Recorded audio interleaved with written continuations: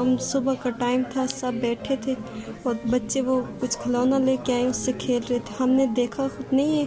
और जब आवाज़ आई है हमने तो देखा सब यहाँ पूरे में गाँव में अंधेरा ही अंधेरा, धुआं था।